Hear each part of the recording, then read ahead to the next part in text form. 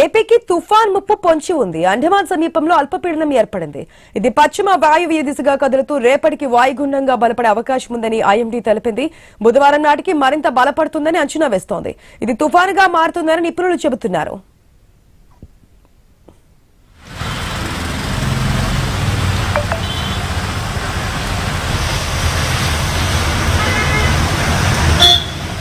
Cyclone కు సెనియార్ అనే పేరు పెట్టనున్నారు. ఈ పేరును యునైటెడ్ అరబ్ ఎమిరేట్స్ సూచించింది. తుఫాన్ తీరం దాటే ప్రాంతంపై ఇంకా స్పష్టత రాలేదని నిపుణులు చెబుతున్నారు. ఇది సముద్రంలోనే దిశ మార్చుకునే అవకాశం ఉందని అంచనా వేస్తున్నారు. దీని ప్రభావంతో ఈ నెల 28 నుంచి డిసెంబర్ 1 వరకు ఏపీలోని కొన్ని ప్రాంతాల్లో వర్షాలు కురిసే అవకాశం ఉందని విపత్తుల నిర్వహణ సంస్థ తెలిపింది. నేడు ప్రకాశం, శ్రీ పొట్టి శ్రీరాములు నెల్లూరు, వైఎస్ఆర్ కడప, అన్నమయ్య, చిత్తూరు, తిరుపతి జిల్లాల్లో వర్షాలు కురుస్తాయని తెలిపింది. రైట్, వెదర్ కి సంబంధించిన అప్డేట్స్ మా ప్రతినిధి ప్రసాద్ ద్వారా తెలుసుకుందాం. ప్రసాద్, ఆశ ప్రస్తుతం మనకు 26వ తారీఖున ఏర్పడబోయే తుఫాను సంబంధించినటువంటి ఒక స్పష్టతమైనటువంటి అభిప్రాయాలు అయితే ఇంకా వాతావరణ శాఖ నుంచి వెలువడలేదు. అయితే వాతావరణ శాఖ ఇచ్చినటువంటి అప్డేట్ ప్రకారం ఈ ఆగ్నేయ బంగాళాఖాతంలో ఏర్పడిన అల్పపీడనం త్వరలో వాయుగుండంగా మారే అవకాశం ఉందని చెబుతున్నారు. 26న తుఫాను మారే అవకాశం ఉంది.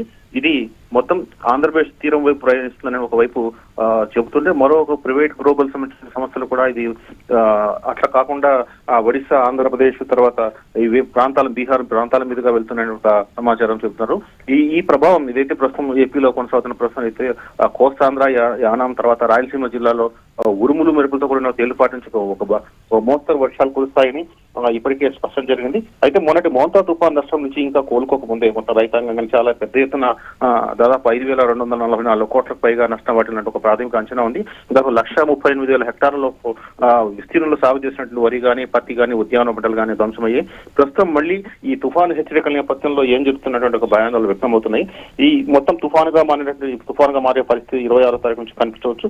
26 నుంచి 29 తేదీ వరకు కూడా ఏదైతే మనం అనుకుంటున్నామో కోస్తాంధ్ర, మధ్య కోస్తాంధ్ర ప్రాంతంతో పాటు రాయలసీమ జిల్లాలో భారీ వర్షాలు కురిసే అవకాశం ఉంది. కొన్ని ప్రాంతాల్లో అతి భారీ వర్షాలు పడవచ్చుననే వాతావరణ శాఖ హెచ్చరికల నేపథ్యంలో అన్ని జిల్లా కలెక్టర్ల యంత్రాంగాన్ని అప్రమత్తం చేశారు. తర్వాత ఎక్కడెక్కడ కంట్రోల్ రూమ్ ఇప్పటికే ఏర్పాటు చేశారు. మోంతా తుఫాను ఒక ఎక్సైజ్ గా మొన్నటి సక్సెస్ కావడంతో ఈ తుఫాను కూడా ఎదుర్కొనేందుకు యంత్రాంగం సిద్ధమైంది.